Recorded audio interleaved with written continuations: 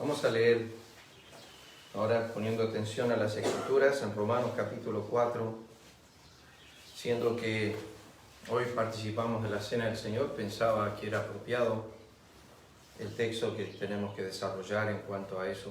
Creo que toda la Biblia es apropiada, pero a veces hay textos que enfatizan más el tema de la cruz, el Evangelio de nuestro Dios a través de Cristo. Romanos 4, 1 al 8 vamos a leer una vez más. ¿Qué pues diremos que halló Abraham nuestro padre según la carne? Porque si Abraham fue justificado por las obras, tiene de qué gloriarse, pero no para con Dios. Porque ¿qué dice la Escritura? Creyó Abraham a Dios y le fue contado por justicia. Pero al que obra no se le cuenta el salario como gracia, sino como deuda. Mas al que no obra, sino cree en aquel que justifica al impío, su fe le es contada por justicia.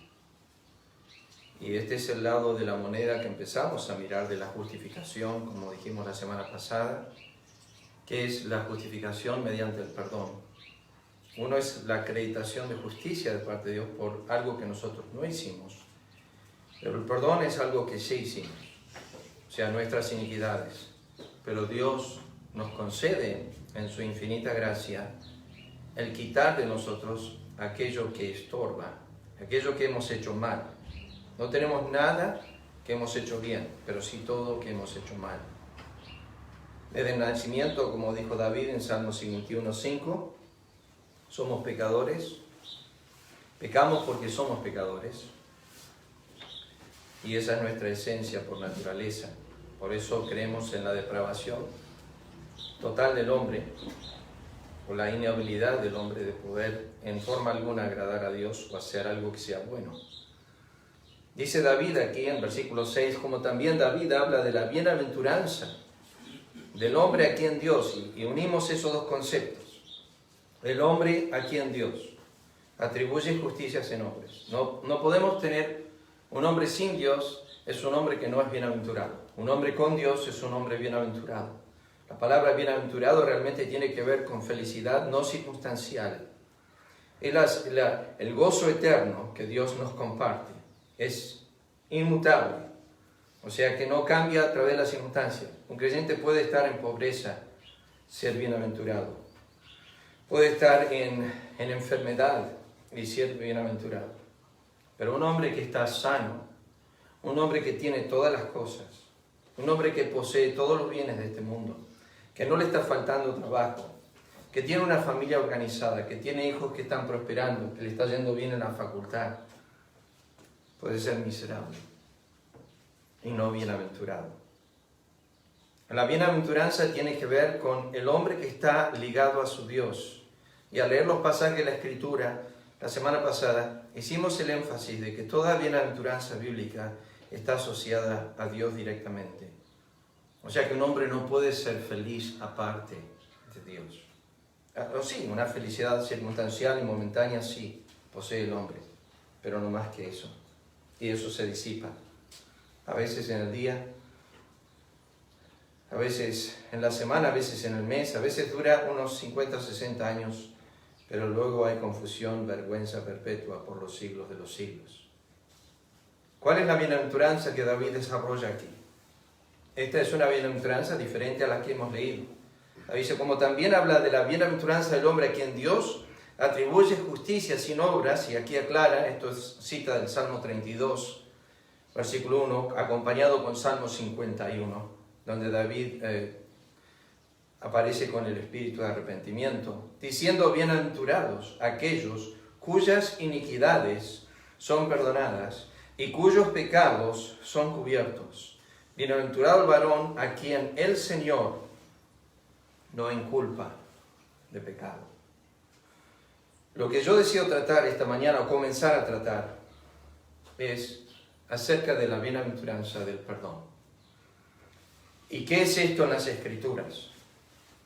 Cuando uno enseña expositivamente las Escrituras, se encuentra con temas, que está bien.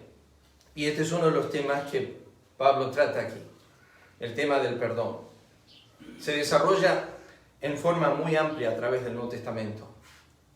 Creo que es uno de los temas que más aprecia el creyente que menos conoce. No conocemos la altura, ni la profundidad, ni la anchura, ni la longitud de este tema en las Escrituras. Parece ser algo tan sencillo, pero algo tan profundo. Déjeme comenzar con algunas cosas que mientras meditaba empecé a notar esta semana. Los ángeles que cayeron no tienen esta bienaventuranza. La bienaventuranza del perdón.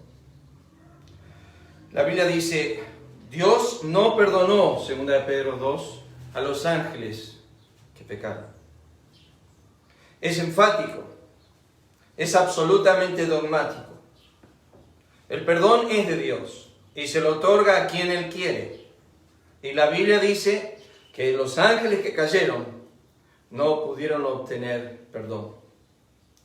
Por un tema esencial, Hebreos capítulo 2, versículo 14, 16, que Cristo no vino a socorrer a los ángeles, no vino a librar a los ángeles, no vino a ofrecer un sacrificio para los ángeles. De haber podido ofrecer un sacrificio para los ángeles, tenía que haber sido hecho como los ángeles. Y Cristo fue hecho como los hombres, porque vino a redimir a los hombres. Por ende, no hay sacrificio para los ángeles. Por ende, ellos no tienen perdón. Una sola iniquidad que cometieron, fueron expulsados de la presencia de Dios. Una sola iniquidad que cometió Adán, fue expulsado de la presencia de Dios. Una sola iniquidad que cometió Caín, fue expulsado de la presencia de Dios. Una sola iniquidad que cometió el siervo de David, sosteniendo el arca, Usa, fue castigado con muerte. Una sola iniquidad que cometieron los hijos de Aarón, fueron sentenciados a la muerte. Dios dijo, el que tocare el monte será traspasado con un dardo, morirá. Una sola vez. No había que repetirla dos. Para Dios la sentencia de desobediencia una sola vez es suficiente. Satanás pensó en su corazón y fue expulsado al cielo por un mero pensamiento que nunca llegó a armarse en hechos. Solo en pensamiento y fue expulsado. Y una tercera parte del cielo con él. Esos ángeles que se fueron pueden estar arrodillados día y noche por los siglos de los siglos y pedir perdón a Dios, y la Biblia dice, Dios no los perdona.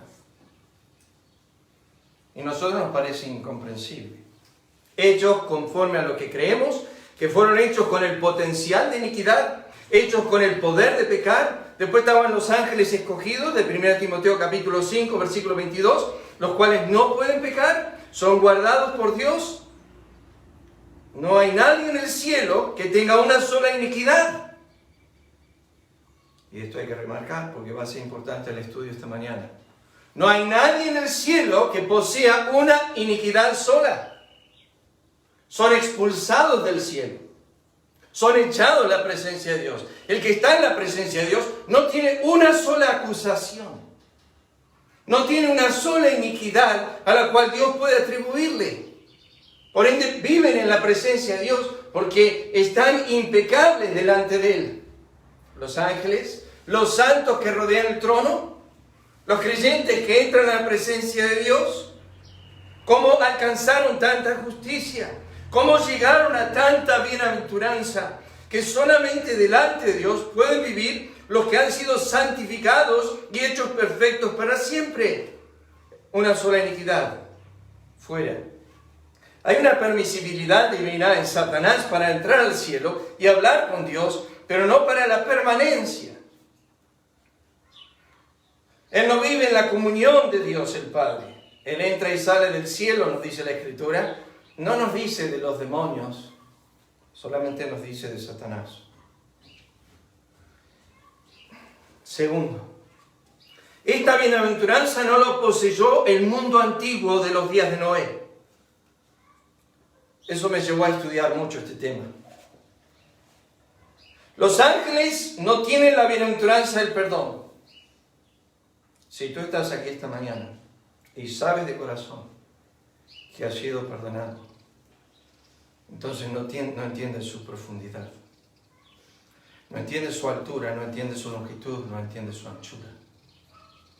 Porque serías la persona más feliz del mundo de ser perdonado.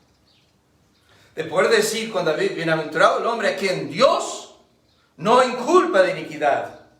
Bienaventurado aquel cuyas iniquidades han sido perdonadas y cuyos pecados son cubiertos. El mundo antiguo, dice 2 Pedro 2:5, Dios no perdonó al mundo antiguo que pecó,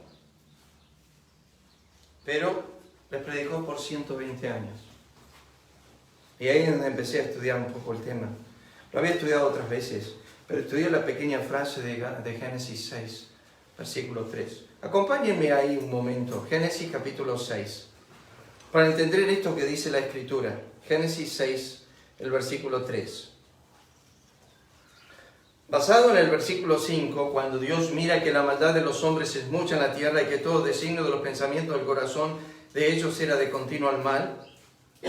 Génesis 6:3 dice, y dijo Jehová, no contenderá mi espíritu con el hombre para siempre, porque ciertamente el hombre es carne, mas serán sus días 120 años.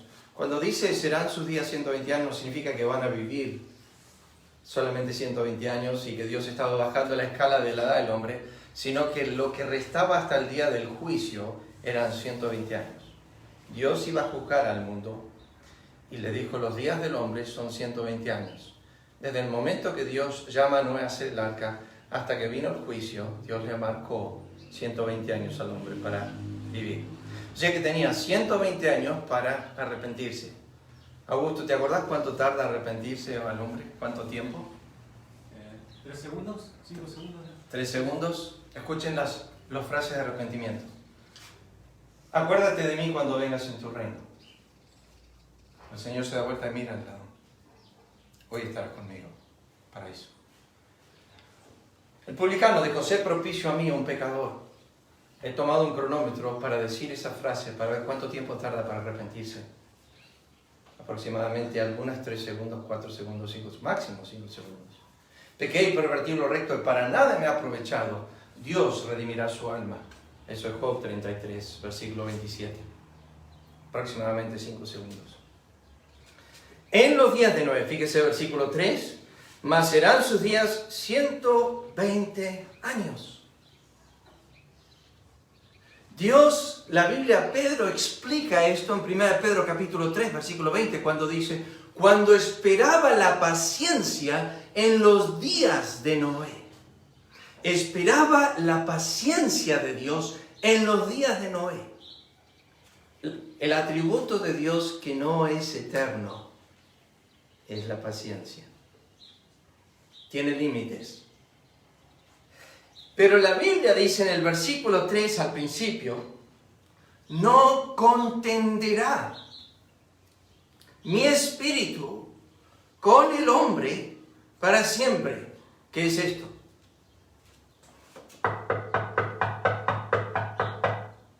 Es la continua persecución de Dios al alma. La continua voz de Dios llamando a los hombres al arrepentimiento. De todas maneras y formas mandar, os envié profetas, escribas, maestros, a unos apedreasteis, a otros crucificaste, y la lista es larga. Y Cristo dijo, ¿cuántas veces quise yo juntar como una gallina junto a sus polluelos y no quisisteis?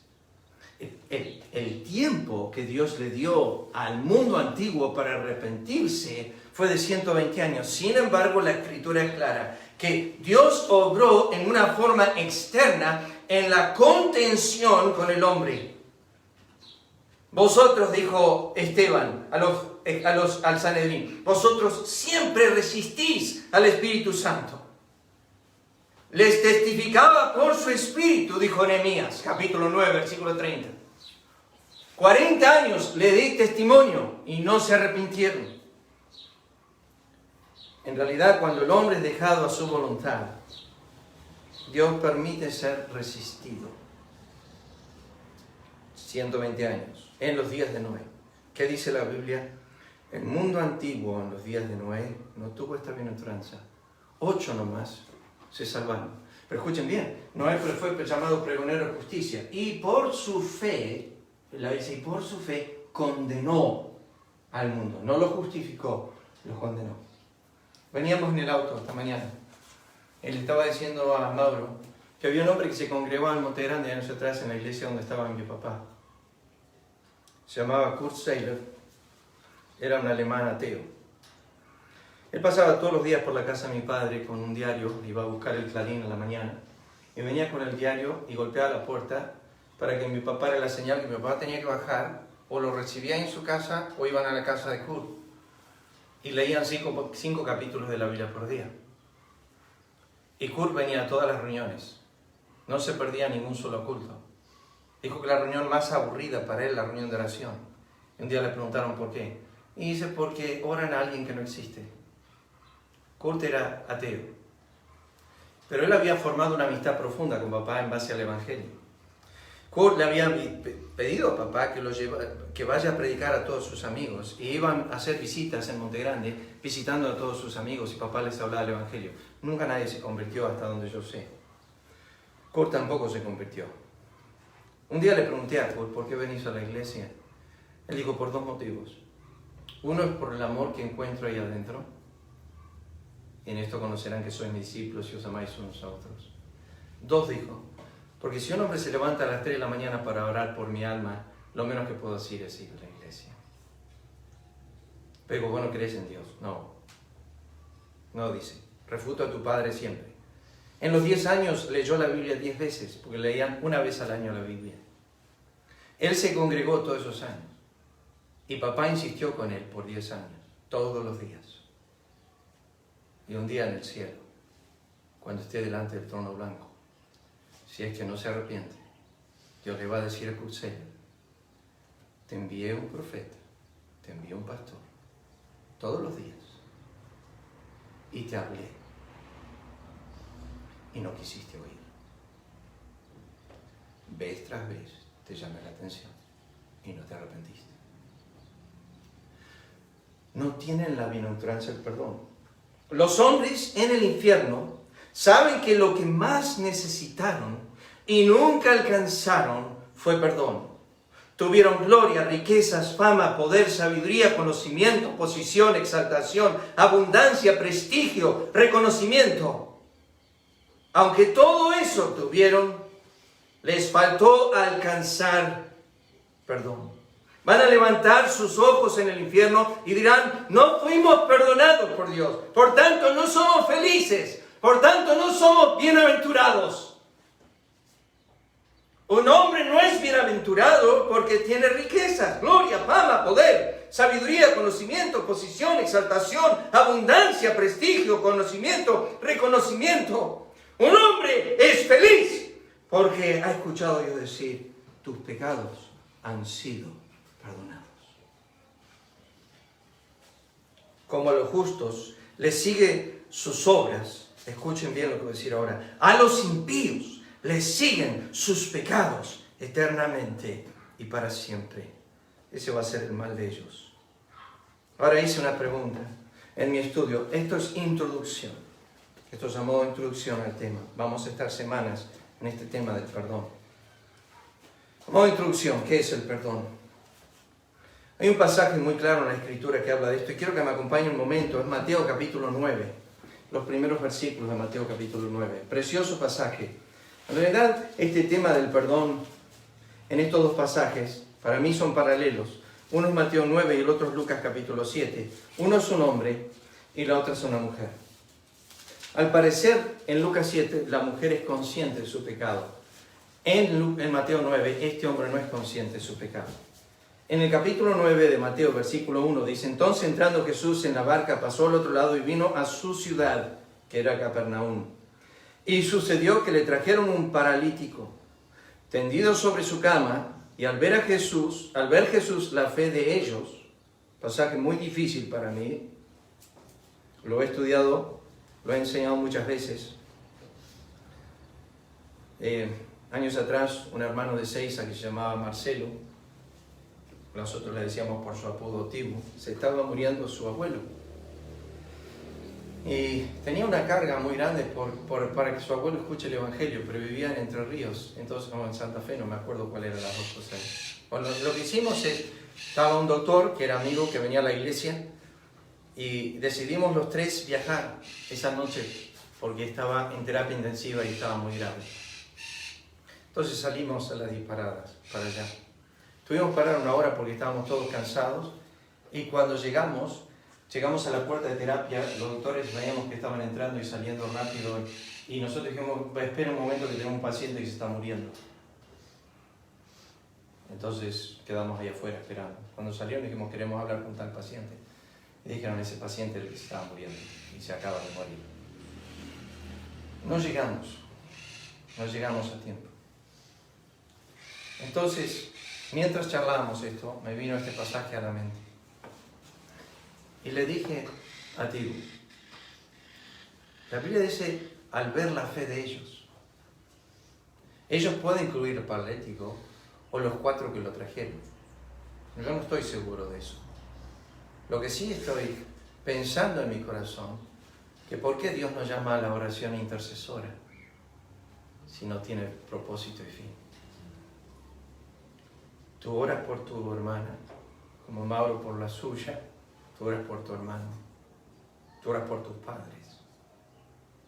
Ellos no conocen a Cristo. Pero tú estás orando por ellos porque quieres que Dios obre. Estás orando por tus hijos, estás intercediendo por ellos y la Biblia desea que nosotros seamos intercesores. Es más, Dios se maravilla que no hay quien interceda. Pero Dios quiere ver a alguien que se ponga en la brecha y que haga intercesión y que interceda por el alma.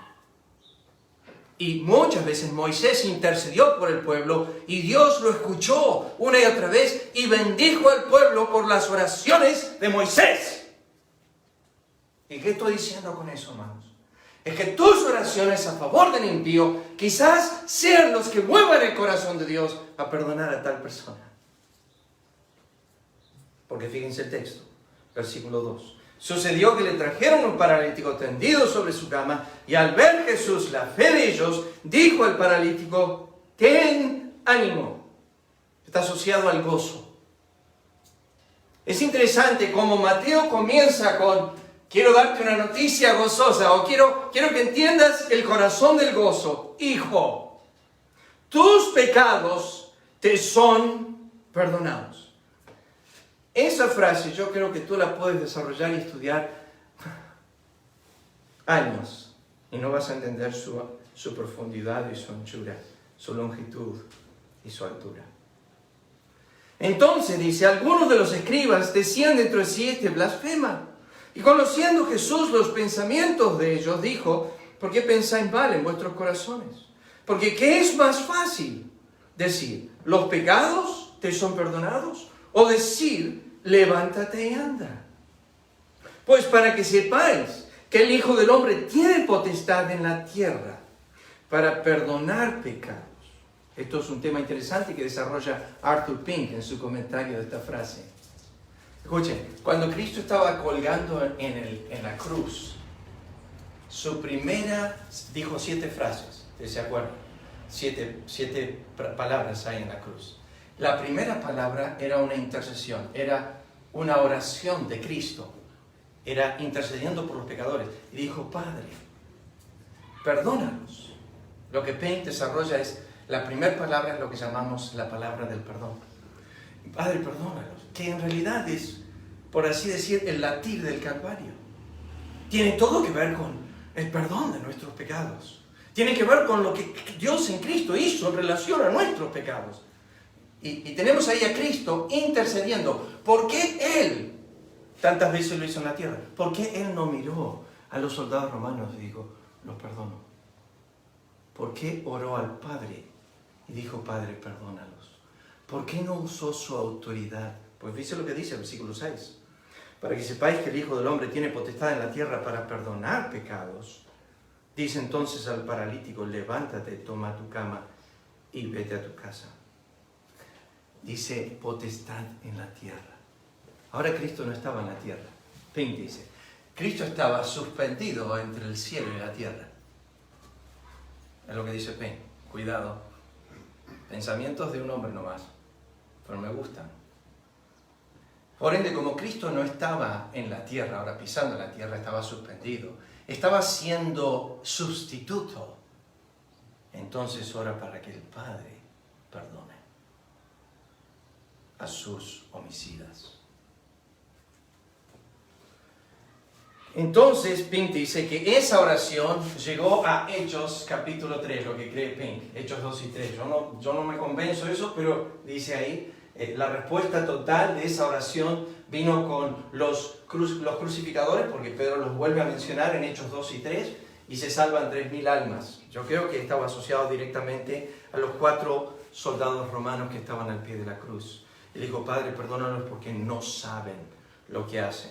El pecado de Cristo en la crucifixión, conforme a 1 Corintios capítulo 2, está asociado a la ignorancia. La Biblia dice, si se hubiesen sabido quién era, no lo hubieran crucificado. O sea que el hombre hizo lo que hizo en ignorancia. Pero vuelvo a esto. Cristo hace una pregunta aquí, nótenla, la he desarrollado otras veces, pero versículo 5, ¿qué es más fácil decir los pecados te son perdonados o decir levántate y anda? Bueno, hay una diferencia grande entre la creación y la redención. Déjame darle un pantallazo de esto nada más. Hay una diferencia muy grande entre creación y redención. La creación es la mera palabra de Dios. Leemos tantas veces, por ejemplo, en Génesis 1, leemos 7 veces, y dijo Dios, y fue.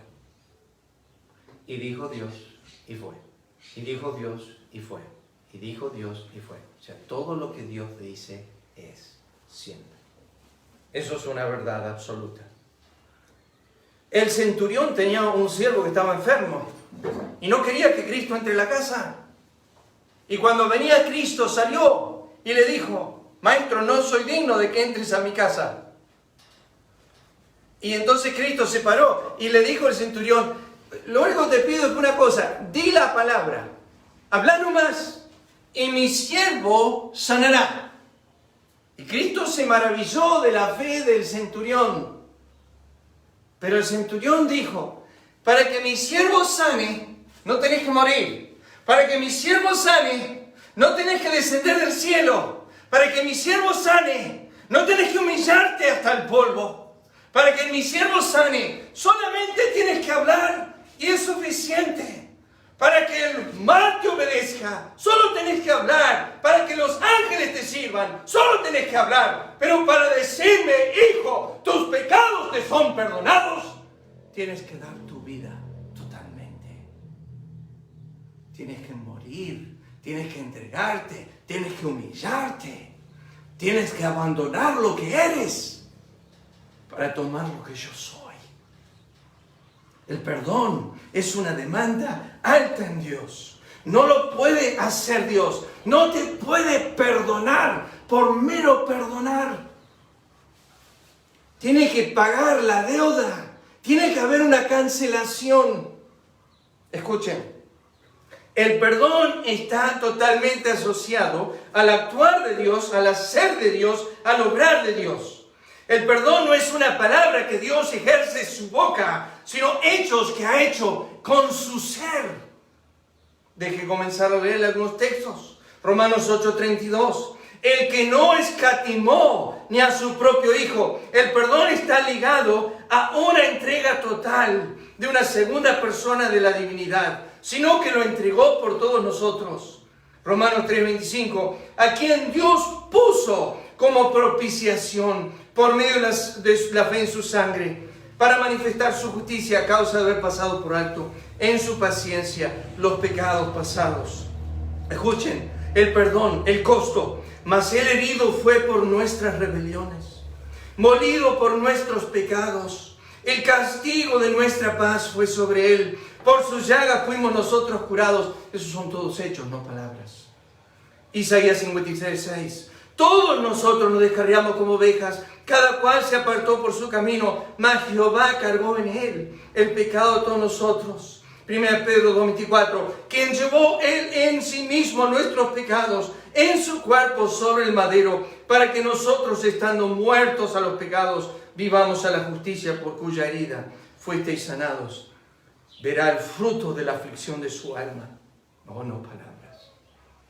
No palabras. Para que Dios te mire y te diga, hijo, tus pecados te son perdonados. Tuvo que haber una aflicción terrible en Dios para poder decirte, te perdono.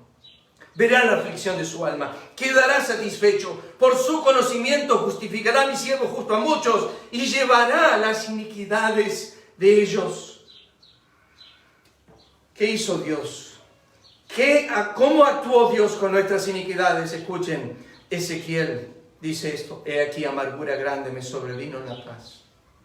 Este versículo me ha sido de tanto ánimo tantos años. Mas a ti agradó librar mi vida del hoyo de la corrupción, porque echaste tras tus espaldas todos mis pecados. ¿Qué es eso, clase? Escúchenme ahora. Yo tomo esto acá y lo pongo atrás de mis espaldas. ¿Significa que qué?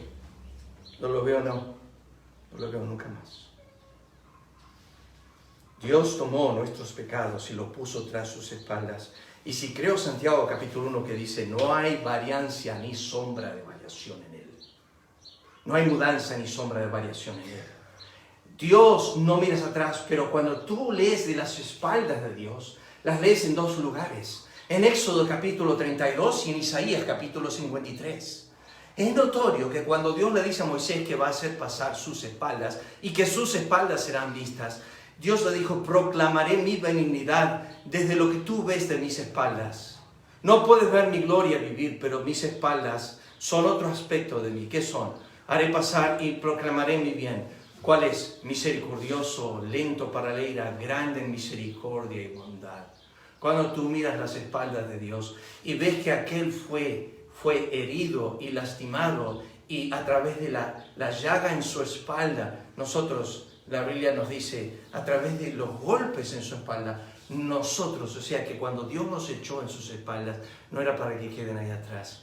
Él los iba a cargar, Él los iba a echar, Él los iba a sufrir, Él mismo iba a sufrir el castigo de nuestros pecados en sus espaldas. Escuchen, Dios toma mis pecados y los echa a sus espaldas, y la Biblia dice, paralelo a esto, me provocaron a ira, se rebelaron contra mí, echaron mi ley tras sus espaldas. Entonces, nosotros mayormente tomamos lo que Dios dice y lo ponemos atrás. No me interesa. No queremos volver a eso. No lo voy a volver a mirar ni leer. Lo echamos a las espaldas. Dios toma lo horrible que eres tú y lo echa tras sus espaldas. Eso fue un actuar divino. Sigo leyendo. ¿Qué más hizo? ¿Cuán lejos está el oriente del occidente? Esto es un actuar de Dios, un hacer de Dios. Hizo alejar de nosotros nuestras rebeliones. No las puedes hallar.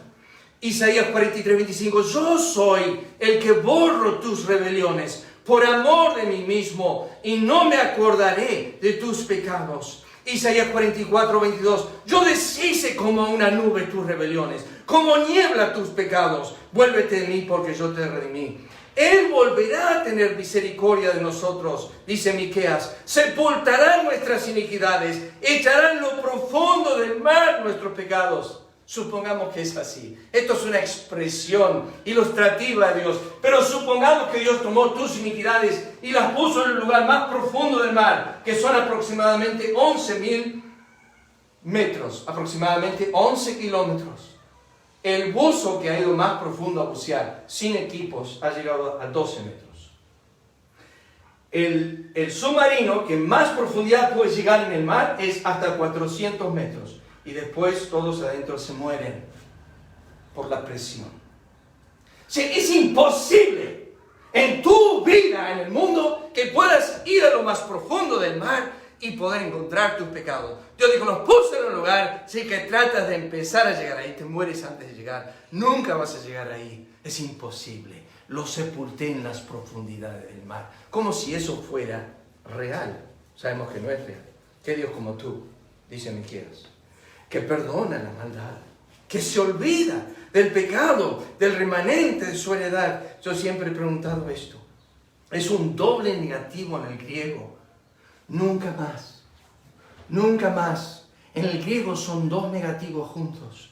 Esto es Hebreos 10:16. Nunca más me acordaré de tus pecados y transgresiones. Es borrarlos, es quitarlos de en medio. Dios hizo un actuar tremendo, exigió una obra extensa en relación a mi pecado. Bienaventurado el hombre cuyas iniquidades han sido perdonadas, es Gozoso el hombre porque requirió el todo de Dios para hacer todas nuestras iniquidades. No fue una mera obra fácil. ¿Qué es más fácil? Dijo Cristo. Decirle a este paralítico, levántate y anda, si eso requiere ni voz, ni mero hablar. Pero para decirle tus pecados te son perdonados, tengo que ir hasta el Calvario. Tengo que llevar su cruz. Tengo que cargar sus pecados. Escuchen Jeremías. En aquellos días, en aquel tiempo, dice Jehová, la maldad de Israel será buscada y no aparecerá. Los pecados de Judá y no se hallarán, porque perdonaré a lo que yo hubiere dejado. Dios dice, vas a buscarlo y no lo hallarás.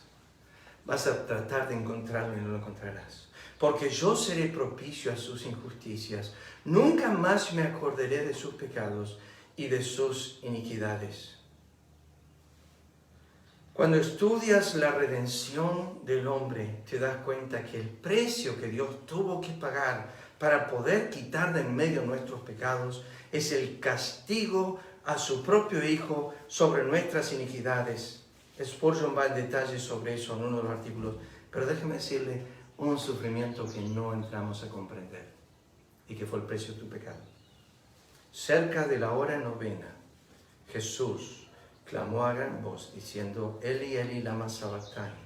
Esto es, Dios mío, ¿por qué me has desamparado?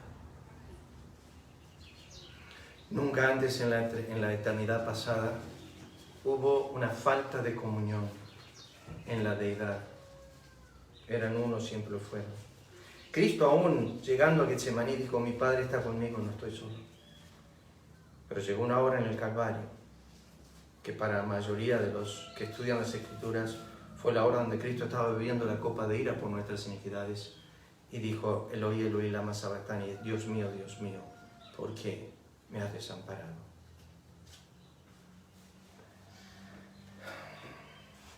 La pregunta es, esto es a modo de introducción al tema que vamos a desarrollar, pero déjenme decirles esto. ¿Cuánto costó el perdón? Que fue tan simple que Efesios Pablo escribe a los creyentes de Éfeso y le dice, ¿en quién tenemos redención por su sangre? Y agrega como el tema de las estrellas que Dios puso en el océano. El perdón de nuestros pecados. ¿Cuál es? Si yo tuviese una tiza esta mañana acá, como he hecho otras veces, y haré una línea acá, y tendríamos un círculo de este lado que diría condenación, y de este lado otro círculo que diría creación. Las dos C, creación, y terminamos con el juicio, condenación. Y acá esta línea pondríamos una cruz.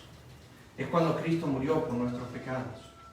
Eso sucedió hace más o menos 2000 años atrás, aproximadamente, históricamente hablando. Acá. O sea que todos nuestros pecados, nosotros hemos pecados, han sido futuros en relación a la muerte de Cristo. La pregunta es, ¿por cuáles murió Cristo? ¿Por mis pecados pasados antes de conocer a Cristo? Sí. ¿Por mis pecados presentes mientras estoy conociendo a Cristo? Sí. ¿Por mis pecados que aún no he cometido? También. Porque Jehová cargó en él la iniquidad con nosotros. O sea que cuando Cristo murió por el total de nuestros pecados. Eso incluye intención, pensamiento y hacer. Y Dios puso a Cristo como la expiación por nuestros pecados, o sea, pagó todo. Y lo hizo de tal forma que dijo, tus pecados terminaban siendo como niebla. Los he hecho disipar. Los he alejado de ti, tan lejos como el oriente del occidente. ¿Por qué puedo entrar con libertad al santuario? Porque no hay una sola acusación a mí ahora. ¿Por qué? Porque si habría una sola, no puedo entrar. Pero Dios ha quitado todo. Ha borrado todo. A Dios, frases de Cristo que laten el corazón del Calvario. Una es, Padre, perdónalos, y otra es, consumado es, que es la famosa palabra aquí, tetelestai. En español son dos palabras, consumado es, pero en el griego es una sola, tetelestai. Esa palabra es la palabra más profunda en nuestra Biblia. Esa palabra resume la obra redentora de Cristo en relación a nuestras iniquidades y cómo Él deshizo eso. De tal forma que cuando levantó los ojos en alto dijo, hecho está. Ese joven que vino corriendo al pastor dijo, ¿qué debo hacer para ser salvo? Y el joven pastor le dijo a él, ya llegaste tarde. ¿Cómo llegué tarde? Sí, no, llegaste tarde, dice. No hay nada que tú puedas hacer. ¿Cómo? Ya está todo hecho. Cristo ya murió. Cristo ya resucitó. Él hizo todo. Tú tienes que confiar en los hechos de Él, porque Él hizo todo, joven. Tú no puedes hacer nada, porque Dios ya ha hecho todo. Entonces, déjame terminar esta mañana a modo de introducción a la bienaventuranza. Quiero leerles esto de los puritanos antes de participar de la cena. El amor resplandece en el Calvario. Padre mío, haz crecer mi corazón de calidez a mis sentimientos, abre mis labios, proporciona las palabras que proclaman, el amor resplandece en el Calvario. Allí la gracia retira mis cargas y las deposita sobre tu Hijo. Convertido en un transgresor, una maldición, en pecado por mí, allí la espada de tu justicia hirió al hombre tu igual. Allí se magnificaron tus atributos infinitos y se llevó a cabo una expiación infinita. Allí se exigió un castigo infinito. Un castigo infinito se soportó. Cristo fue toda angustia para que yo fuera todo gozo. Quedó desamparado para que yo fuera recogido. Fue pisoteado como enemigo para que yo fuera recibido como amigo. Fue entregado al peor infierno para que yo pudiera obtener el mejor de los cielos. Fue desnudado para que yo fuera vestido. Fue herido para que yo fuera sanado. Sufrió sed para que yo pudiera beber. Fue atormentado para que yo recibiera consuelo. Sufrió el oprobio para que yo pueda heredar la gloria. Entró en las tinieblas para que yo disfrutara la luz eterna. Mi Salvador lloró para que todas las lágrimas fueran enjugadas de mis ojos. Gimió para que yo pudiera entonar una canción eterna. Soportó todo el dolor para que yo tuviera una salud inquebrantable. Llevó una corona de espinas para que yo tuviera una diadema de gloria. Inclinó su cabeza para que yo pudiera levantar la mía. Sufrió el escarnio para que yo pudiera recibir la bienvenida. Cerró los ojos en la muerte para que yo pudiera fijar la vista en un resplandor diáfano. Expiró para que yo viviera para siempre. Oh Padre, que no eximiste a tu Hijo unigénito para poder eximirme a mí. Todo esto lo concibió y cumplió tu amor. Ayúdame a adorarte con mis labios y mi vida. Que cada aliento mío sea una alabanza extasiada. Cada paso rebose de deleite al ver a mis enemigos aplastados. Satanás confundido, derrotado, destruido. El pecado sepultado en el océano de la sangre reconciliadora. Las puertas del infierno cerradas. Las puertas del cielo abiertas. Manifiéstate, oh Dios vencedor. Muéstrame la cruz, poderosa para someter, consolar y salvar.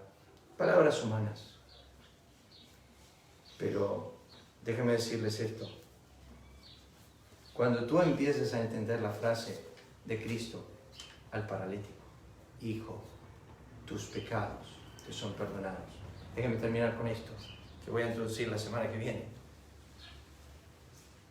El paralítico vino para lo físico, pero se fue con lo eterno. Vino porque creía su mayor necesidad, ser sanado. Y Cristo atendió a lo más necesario que necesitaba, el perdón de sus pecados, que eso es eterno. Sanar al paralítico lo podía hacer y lo hizo, pero eso era momentáneo. Pero perdonar al paralítico también lo hizo, y eso es eterno.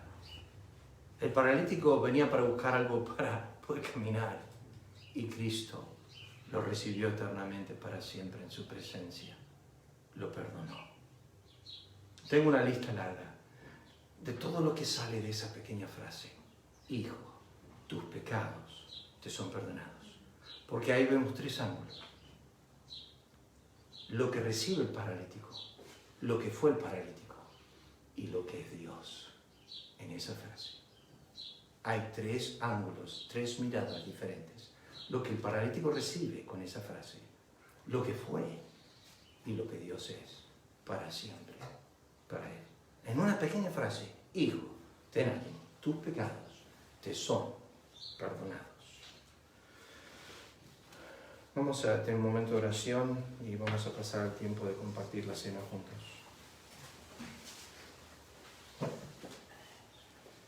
Padre eterno, gracias te damos por esta mañana gloriosa de resurrección.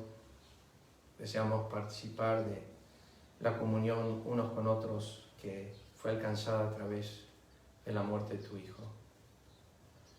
Fue alcanzada a través de la gloriosa Trinidad, porque tú estabas en Cristo y Él también se ofreció mediante el Espíritu Eterno a Dios. Fue una obra de la Trinidad traer que nosotros podamos en esta mañana hacer memoria de aquel que no meramente habló en el perdón de nuestros pecados, sino que actuó, hizo que nuestros pecados sean aplastados, sean castigados, sean para siempre quitados de en medio y que nunca más estén en tu mente y corazón como algo con lo cual acusarnos, porque tu palabra es clara, ninguna condenación habrá para los que están en Cristo Jesús. Gracias te damos por esta gloriosa redención y por el perdón de nuestros pecados.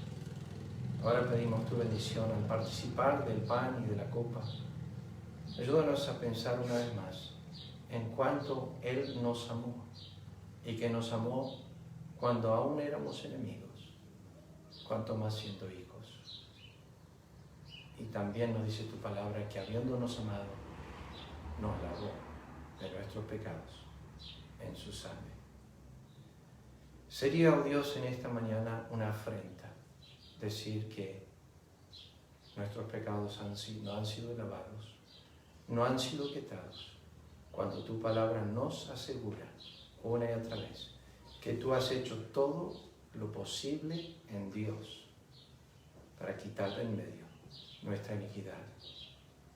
Nosotros faltamos a la fe si creemos que aún nuestros pecados son un estorbo a nuestra comunión y nuestro entrar a tu presencia. Tú los has sacado de en medio para siempre. Gracias te damos por ello, en el nombre de Cristo. Amén. Lucas, te voy a pedir si puedes repartir la copa y el pan y después vamos a participar juntos de los elementos. Mientras Lucas está haciendo eso, vamos a abrir nuestras Biblias a 1 Corintios 11. 1 Corintios 11, para tener este pasaje delante de nosotros, así participamos juntos.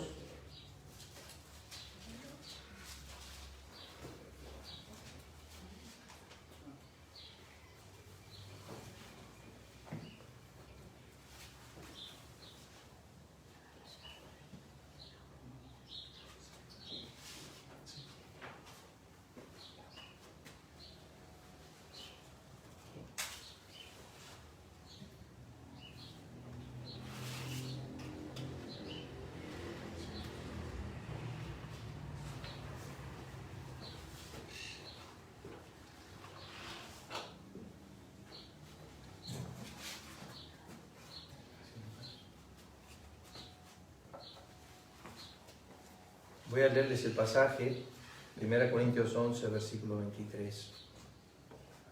Dice así: porque yo recibí del Señor lo que también os he enseñado, que el Señor Jesús, la noche que fue entregado, tomó pan, y habiendo dado gracias, lo partió, y dijo: tomad, comed, esto es mi cuerpo que por vosotros es partido. Haced esto en memoria de mí. ¿Todos juntos?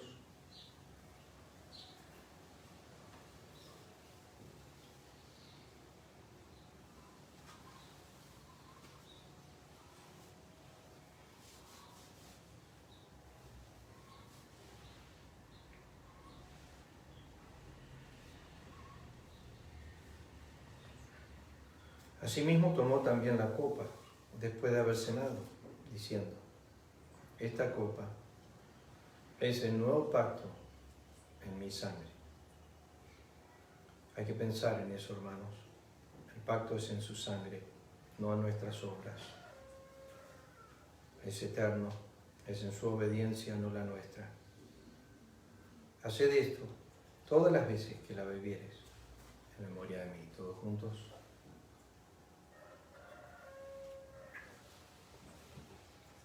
Así pues, todas las veces que comieres este pan y bebieres esta copa, la muerte del Señor anunciáis hasta que Él venga. Vamos a orar para terminar. Padre, gracias por esta mañana. Gracias por los hermanos 9 de julio. Gracias por cada uno que está presente. Daríamos a los que no están también. Y gracias por ellos. Pedimos, Señor, que bendigas tu obra aquí en esta ciudad.